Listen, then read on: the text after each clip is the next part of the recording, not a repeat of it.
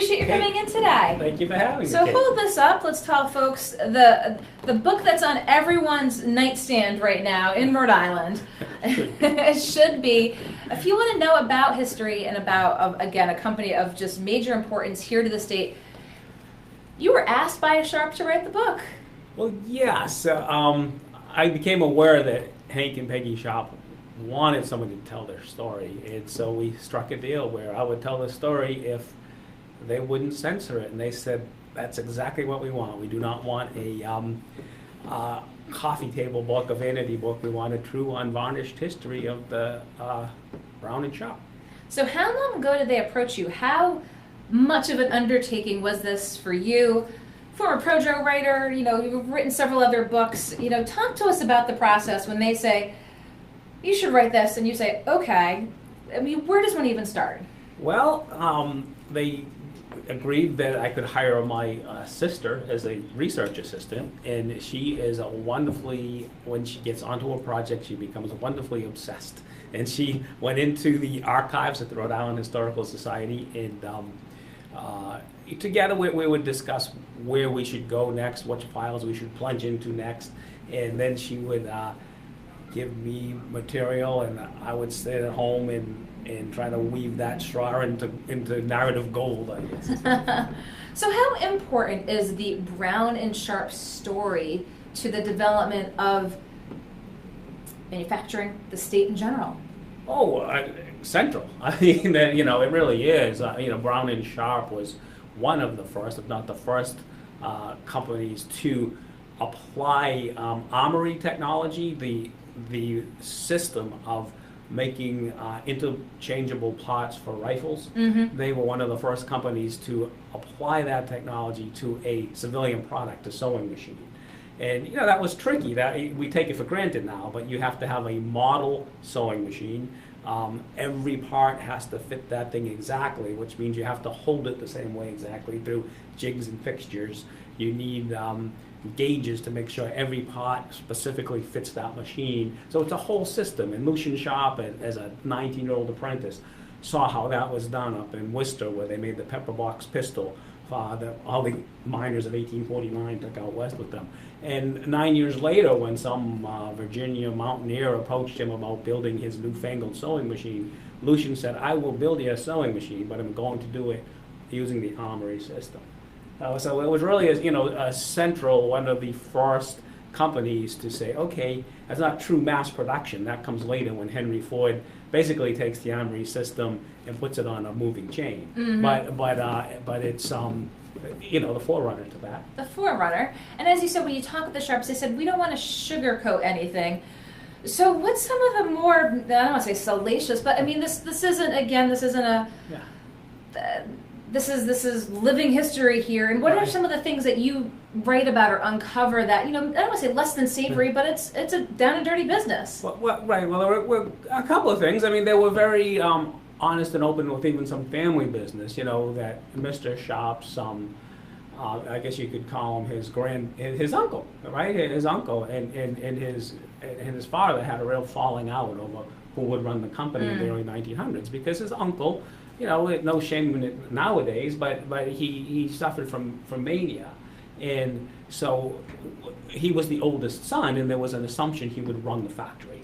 And he assumed it, and his four sisters and Jane Brown, Joseph Brown's widow, that's the other part of Brown and Sharp, said, I'm sorry, Lucian, but you're really not fit to run it. And he got so upset, and it really caused a rift, and we cover that in some depth in the story, because it's interesting how the succession of companies from generation to generation. So it was germane, and it was kind of interesting how this happened. And then also, of course, we had to address that nasty strike of 1981-82. Actually, for many years, that's when it began. And look at the causes and consequences of that strike. And again, the Sharps gave me latitude, the access to the company's files from that period, and let me tell the story as it went down. So I do want to read a quote for you. We had Ray Rickman here in studio yesterday, and he, again, with Black Heritage Society, Stages of Freedom, says that you wrote the best local history book in the last 20 years, and he says that he knows that you had a great deal of help for the Rhode Island Historical Society. And this is Ray Rickman's quote. He loved that he writes about race and class in his book, and blacks being excluded from the factory, a factory owned by white folks, and that you wrote about this. You talked about the race relations, and again, didn't gloss over anything. And Ray Rickman again says, best local history book in the last 20 years. Thank you, Ray. What do you have to say to that? I mean, what are other things you uncovered as you did your historical research? Other thing, well, we covered so much. Really, what kind of impressed me in the end, and I thank Mr. Rickman for that. And I recently went to Brown and got a master's degree there, and took classes with Seth Rotman. And in fact, I took a course in history of capitalism and another course on which we looked at history through the lens of class. And Seth is a big believer in order to have a coherent, unified present, we need to understand that our coherent, unified past, and points out things that when the Social Security Act was passed in the 1930s, it specifically excluded the types of work that generally black folks did, sharecropping, domestic service, and so generations of wealth are passed on through the Social Security Administration, that it doesn't happen in black families, and you're like, well, why are they in poverty? They've been here since the 1600s. Again, looking well, through that's the lens why. of class. Because, yep. Right. But no, the one thing that really floored me in researching the story was how much of modern material culture, the automobiles, the candy bars, so much of our lives is shaped by what Brown and Sharp pioneered and really continues to make in some small form at Quonset Point to this day. Was that sort of the big surprise? Because that was going to be my next question. Doing all this research, working with your sister, did anything come out and you said, oh my gosh? Well, often, but this was just a cute thing. It was the mid-1880s, and this lawyer from the Middle West invented a way of boiling up and then shredding the dried out wheat and making it into a cereal. And he needed somebody that could make a machine that would package that shredded wheat. And so he came to Providence, and Brown and Sharp made him the machine that cut and packaged the shredded wheat biscuit. And right into the 1940s, Brown and Sharp made the cutters that made shredded wheat. There were just so many ways that they intersect to this day with how you live your life. Did you know that they had that cereal connection before you wrote the book? I did, and that was one of the first examples of food packaging, which became a huge industry, and there they were on the forefront of that. They were on the forefront of so many developments. And so 2000 they were sold. So where does this book end? And it ends in 2001 with the company's sale to Hexagon Manufacturing of Sweden, and it ends with the company became global. It tried to keep up with the Textrons of the world, the large conglomerates, and so as a result, it had this huge global footprint without the huge global revenue. And so they needed help with that, and so they sold to a larger company, Hexagon. And so, in order to formalize that, the board of directors had to go down to North Kingstown, where Brown and Sharp was then located, and vote to do that. And Mr. Sharp, Mr. Henry Sharp Jr. there, he arrived at that meeting where he's going to vote to sell substantially all the assets of the factory that his grandfather is the eponym for. 150 years. Yes, 168.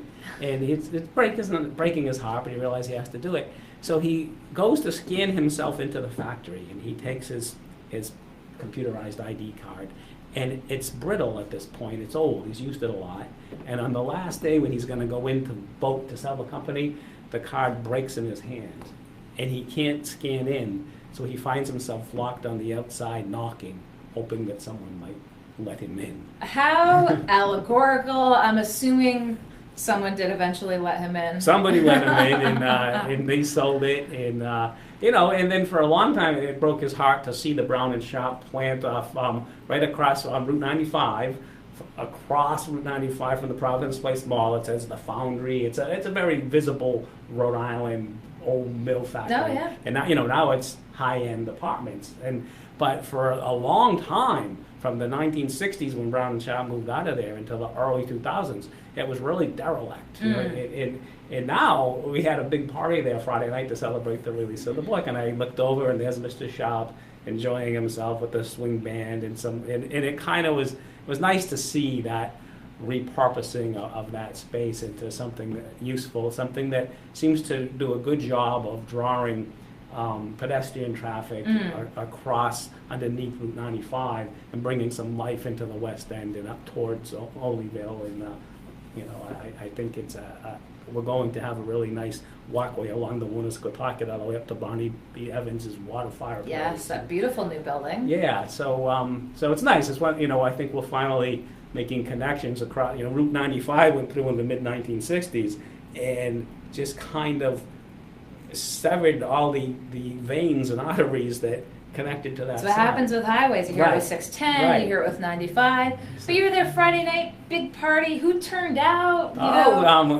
Lincoln Chafee came because I think it's his great grandmother was Lucian Sharp's daughter, and she married a Chafee, and that's how we get the Chafee line. So he was there, and Congressman Cicilline came out, and I hope I think one of the points I make near the end of the book is that the strike is not what ended Brown and Sharp and its involvement in the machine tool industry. It was really U.S. public policy in terms of spending, taxes, interest rates, trade agreements, and that is what killed the domestic machine tool industry, not the union, not management's stance on the union.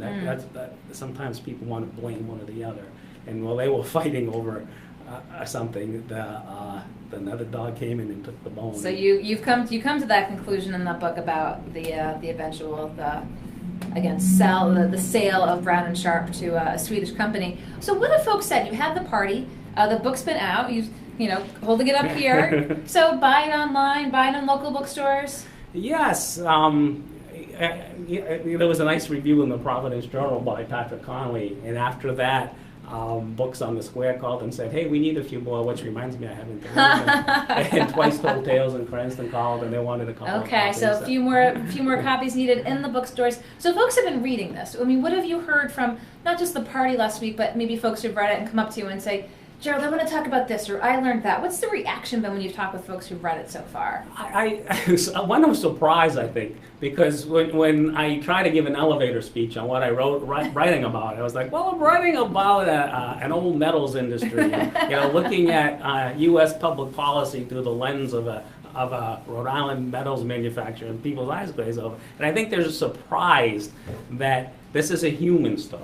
It's a story of the machines and of the inventions, but it's a story of the people, the Rhode Islanders, that invented and brought forth these ideas.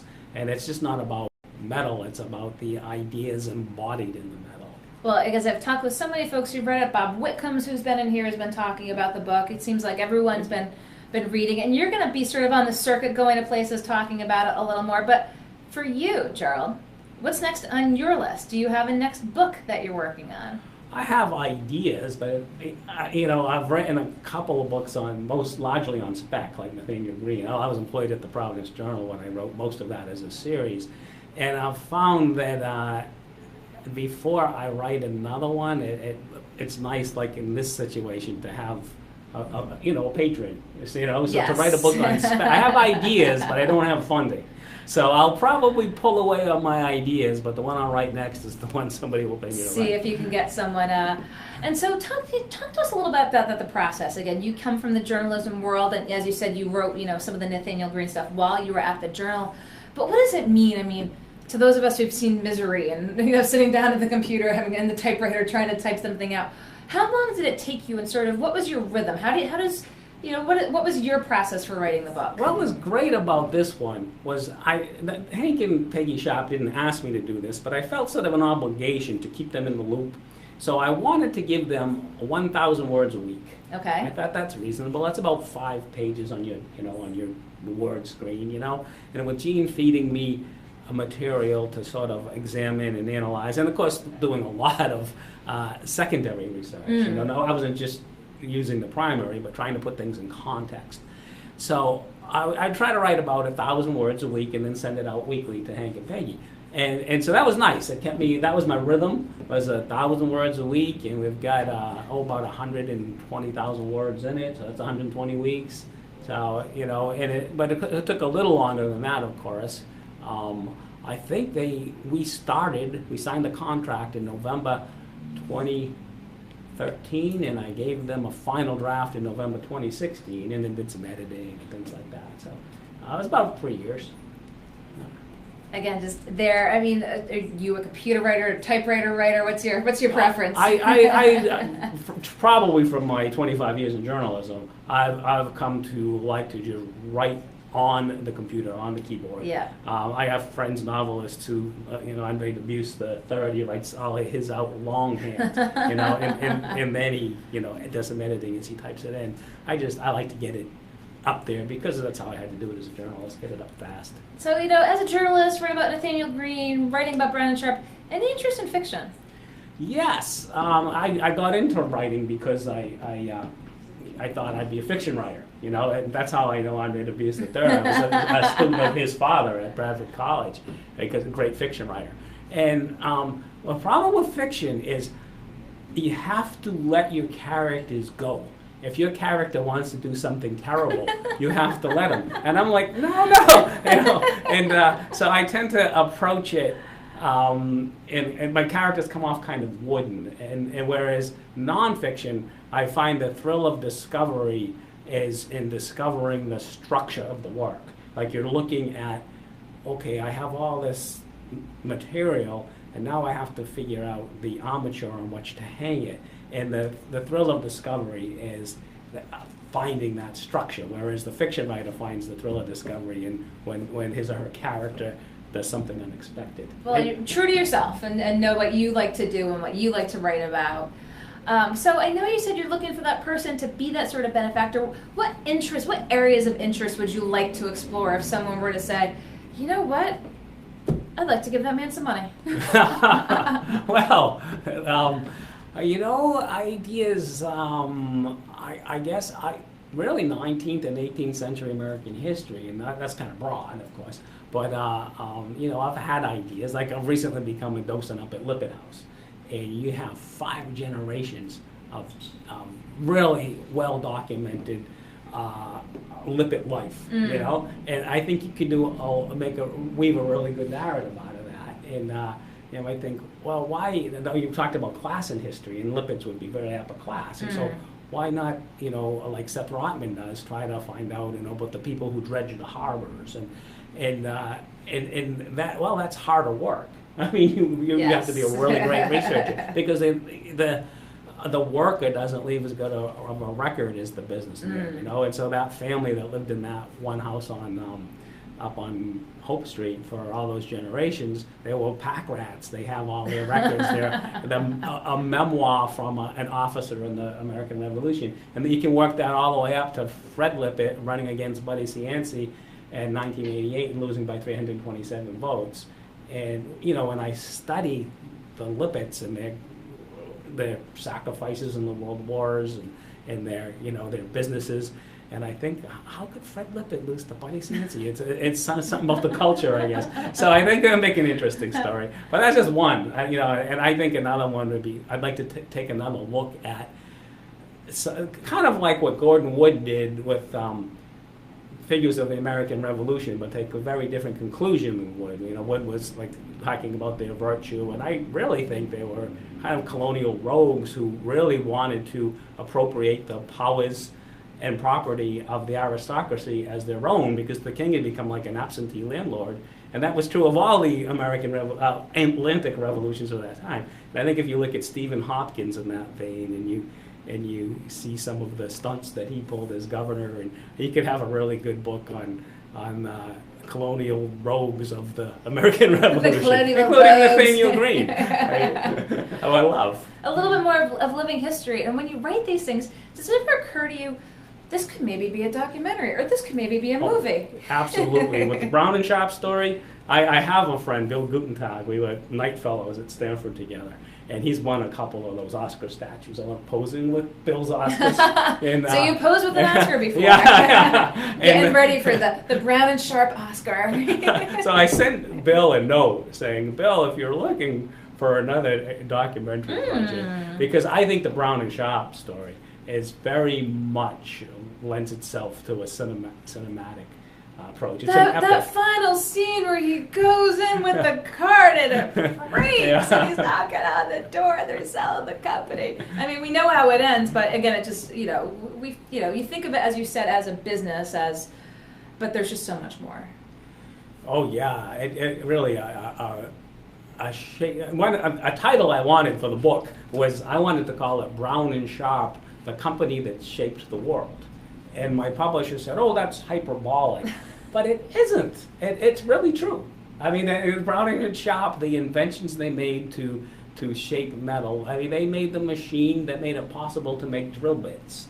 They made the machine that made it possible to, these are all inventions of Joseph Brown, the greatest inventor that nobody's ever heard of. But it made possible batch production of ball bearings, which made possible the production of bicycle tires, had the bicycle craze of the 1890s, quickly morphed into automobiles, and because of Brown and Sharp's grinding machines, they could grind pre-hardened crankshafts and gears and build automobiles. So there's, it touched so many aspects of business and commerce here in the country. So, you hear about the book, you think you might know about Brown and Sharp, but there's probably so much more that you couldn't even fathom.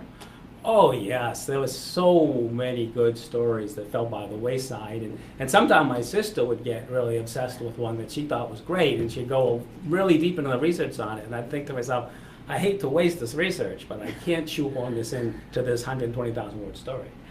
How was it working with your sister? Did you have kind of a little back and forth sometimes, or is it just kind of working as a team to kind of pour through all the documents? Both. Yeah. No, but what was really wonderful about that, right, is that like with Nathaniel Green and George Washington, I was on my own, and to have another person who's as deeply invested in 45 linear feet of pages as you are, and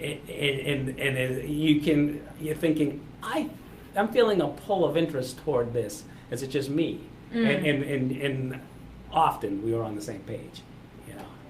Well, any other final thoughts? I appreciate, we had this opportunity to kind of talk for 15 minutes about this book and just, what's of interest in it, why folks should read it. Clearly, I think you've made the case, but is there anything we haven't hit upon? Oh, of course. We could be here all night. Yes. But, I just think one thing I would really take away is as modernity as we live it. I mean, the fact that I can buy an Almond Joy in Portland, Maine, and I buy an Almond Joy in Portland, Oregon.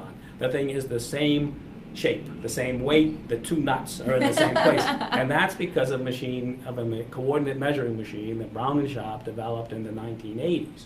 So, from shredded wheat, from drill bits to ball bearings to, just so much of modernity as we live it, our daily material culture, was shaped by that factory over there on Promenade Street that you whiz by on Route 95. So if you want a little history lesson that's also intriguing, Gerald Carbone's Brown and Sharp new book here. You can find it in some bookstores calling around or find it online. But again, everyone's talking about the summer, so be in the know. Read the book. Okay, well, Gerald Carbone, I appreciate your coming in. Hopefully we'll be talking with you soon at some point about a next step and something else you're writing about, so I appreciate your coming in. I appreciate you having me, Kate. I'll let you go around the corner here. Thank Gerald Carbone talking again about his new Brown and Sharp book and all the aspects of American culture that Brown and Sharp touched upon from here right in Providence. I'm looking forward to reading it. I'm a bit of a history buff myself, so I appreciate him coming in to walk through that here in the Navigant Credit Union